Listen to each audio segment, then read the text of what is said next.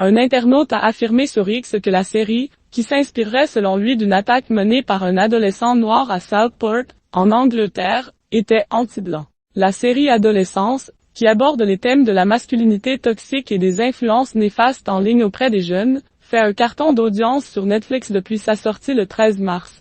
Mais comme tout programme populaire touchant à des problématiques sensibles de ce genre, le show a fait l'objet de plusieurs critiques et déformations de sens sur fond de division politique. Sur X, un internaute a notamment affirmé qu'Adolescence s'inspirait de faits réels, comme une attaque au couteau survenue l'été dernier à Southport, dans le sud de l'Angleterre, où le profil du meurtrier, un adolescent de 17 ans né à Cardiff de parents rwandais, avait suscité de nombreuses spéculations et émeutes anti-immigration. L'internaute a alors affirmé que la série alimentait une propagande anti-blanc, du fait que l'acteur y incarnant l'adolescent meurtrier était blanc. En réponse à son post, le patron de X, Tesla, Elon Musk, a répondu « Waouh », lui faisant gagner en visibilité.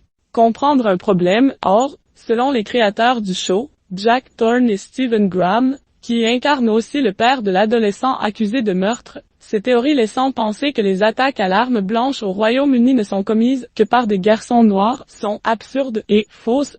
Il ne s'agit pas d'une question de couleur de peau, il s'agit du sujet de la masculinité, a expliqué Jack Thorne à l'émission News Agent.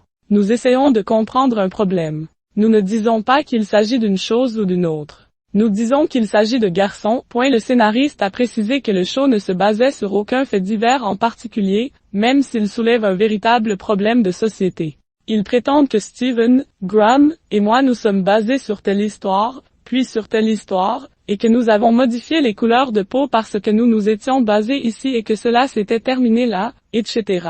Mais rien n'est plus éloigné de la vérité, a-t-il défendu. J'ai raconté beaucoup d'histoires vraies dans ma vie et je suis conscient du mal qui peut être fait lorsque on prend des éléments d'une histoire vraie et qu'on les porte à l'écran alors que les gens ne s'y attendent pas. Aucune partie de ce film n'est basée sur une histoire vraie,